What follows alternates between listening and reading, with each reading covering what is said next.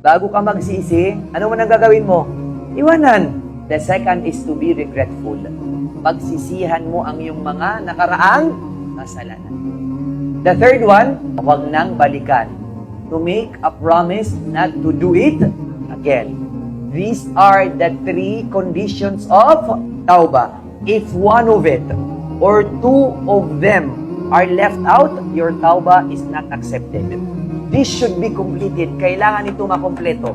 Kapag kulang ito ng isa, dalawa, hindi ito tatanggapin. Kaya siguro hanggang ngayon, yung kasalanan mo, hindi mo maiwan-iwan kasi yung tauba mo kulang. Napaka-powerful ng dua. You pray na, Ya Allah, tulungan mo ako na i-discipline ang aking sarili. Ya Allah, napakamadaldal ko. Ya Allah, hindi ko mapigilan ang aking sarili, napakamaritis ko. Ya Allah, tulungan mo ako. Yun yung ibig sabihin ng dua. Ang ipakita mo sa Allah na kailangan mo siya.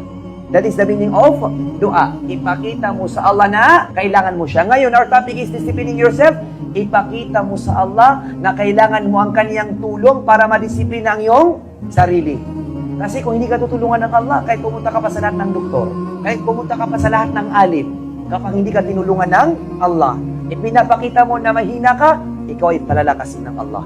Ipinapakita mo sa Allah na ikaw ay mahirap, ikaw ay payayamanin ng Allah.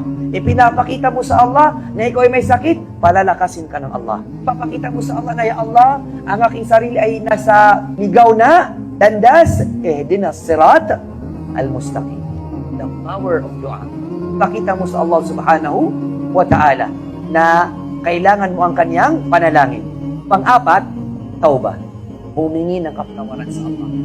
Kasi ang pagiging masungit, masama ang ugali, paglaban sa magulang, pagsisinungaling, etc., etc., ito ay kasalanan na kailangan mong hingan ng pahumanin sa Allah subhanahu wa ta'ala. Foundations ng tauba, tatlo. Ano yung first? Ang iwanan ang kasalanan. Paano ka magsisisi, hindi mo naman iniwanan? Bago ka magsisi, ano man ang gagawin mo? Iwanan. The second is to be regretful. Pagsisihan mo ang iyong mga nakaraang kasalanan. The third one, huwag nang balikan. To make a promise not to do it again. These are the three conditions of tauba. If one of it or two of them are left out, your tauba is not accepted. This should be completed. Kailangan ito makompleto. Kapag kulang ito ng isa, dalawa, hindi ito tatanggapin. Kaya siguro hanggang ngayon, yung kasalanan mo, hindi mo maiwan-iwan kasi yung tauba mo kulang. Foundation. Ano yung pang-unang-una? To leave it. Once and for all. The second one is to be regretful. Ya Allah, inokanutusuwa. Ya Allah, bakit yung ginawa? Magsisi ka ng totoong pagsisisi. Pangatlo, to make a promise not to do it again. Ngayon, you ask, Ustad, I've done the three conditions, pero nagawa ko pa rin. Yun ba ay nakakasira sa aking tauba? No. Because yung pagkabuhay natin sa mundo is forever jihad. Ngayon, you make tauba, bukas na naman, talo ka na naman ng shepa, ng iyong sarili. As long as alam ng Allah that you are doing what you can do, tanggap na yun sa Allah. At least you have done your effort. At least may ginawa ka. Alam na yun ng Allah.